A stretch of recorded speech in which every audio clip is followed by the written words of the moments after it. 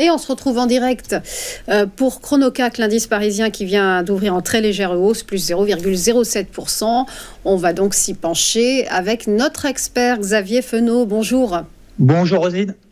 Vous êtes associé chez Interactive Trading. L'indice parisien est donc reparti à la baisse hier, incapable de s'extirper d'une zone de consolidation, latéralisation. Le CAC a été notamment affaibli par les valeurs du luxe. C'est ça, en fait, on continue, comme je le disais la semaine dernière, ça transpire pas vraiment la sérénité, donc petite hausse à l'ouverture, mais rien de bien transcendant pour le moment.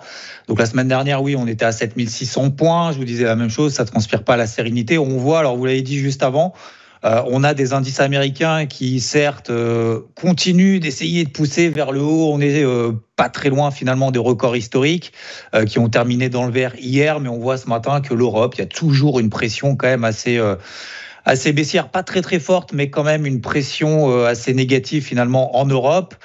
Alors, oui, on a d'autant plus, et vous l'avez dit juste avant, la Banque Centrale Européenne qui va probablement revoir un petit peu plus fortement sa politique finalement de réduction de taux d'intérêt. Pour autant, les indices européens n'en profitent pas.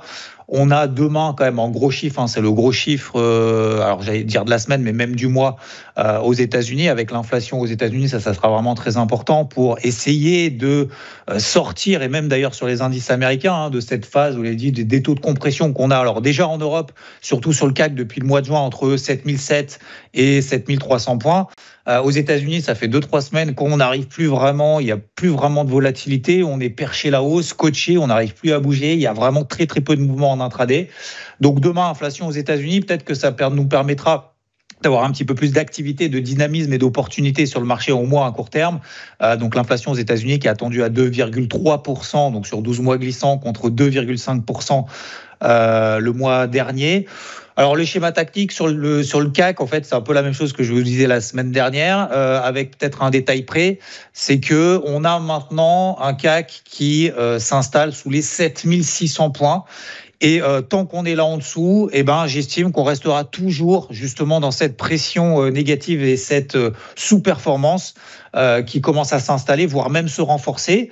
Donc finalement, le schéma tactique est assez simple. Dès qu'on arrive sur les 7006, 7650, allez éventuellement 7700 points sur le CAC, je continue à le vendre. Je lui tape dessus parce que depuis finalement le mois de mai, on est toujours dans cette dynamique de fond, cette tendance primaire qui reste baissière. Donc, tant qu'on ne s'installe pas au-dessus des 7007, on a essayé de le faire il y a 2 semaines avec le plan de relance en Chine, vous l'avez dit, sur le secteur du luxe qui essaye de tenir. Finalement, ça a fait pchit quand même relativement rapidement, ce qui montre encore une fois que c'est quand même pas très très serein. Le marché n'est pas très serein, les investisseurs ne le sont pas. Donc sous 7600 points, pour le moment, j'ai absolument aucun stress pour les positions vendeuses. Si on devait se réinstaller là au-dessus, je me poserais éventuellement la question d'alléger un petit peu mon exposition vendeuse. Et donc je le disais, la différence près, c'est que je m'attends, alors toujours pareil, c'est le coup d'avance, j'ai aucune certitude, mais on prépare toujours, lorsqu'on fait de l'investissement et du trading, on se prépare toujours, que ça soit au pire, au meilleur, mais ce que peut faire le marché demain, et demain, on peut avoir un pic de volatilité, je le disais, avec l'inflation aux États-Unis. S'il devait passer sous 7475 points, 7475, 7470 points, j'appuierai encore un petit peu plus à la vente pour augmenter donc mon exposition vendeuse et viser toujours ce premier objectif, 7310, on l'a quasiment fait au mois de septembre, on ne l'a pas tout à fait. 7310, c'est mon premier objectif. Dans une optique un petit peu plus moyen terme, sans être pour autant permabère et pessimiste. 6800 points, on n'y est pas encore. Mais c'est vrai que voilà, on est dans un range. Il ne faut pas oublier qu'on vient quand même de 8200 points. À chaque fois qu'on rebondit, finalement, même d'ailleurs avec des bonnes nouvelles, entre guillemets, et notamment ce plan de relance en Chine, finalement, on n'arrive pas à avoir de relais haussier.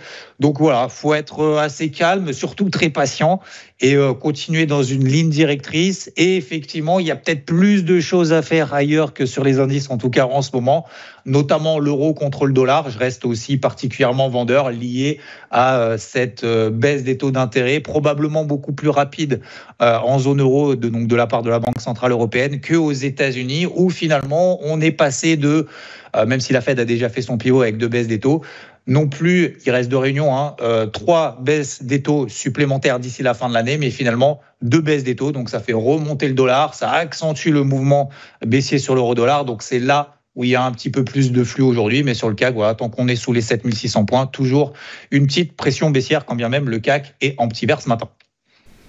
Merci beaucoup Xavier Fenot pour votre analyse. Belle journée à vous. À suivre après une nouvelle courte pause, les valeurs du jour, ce sont les market movers. À tout de suite.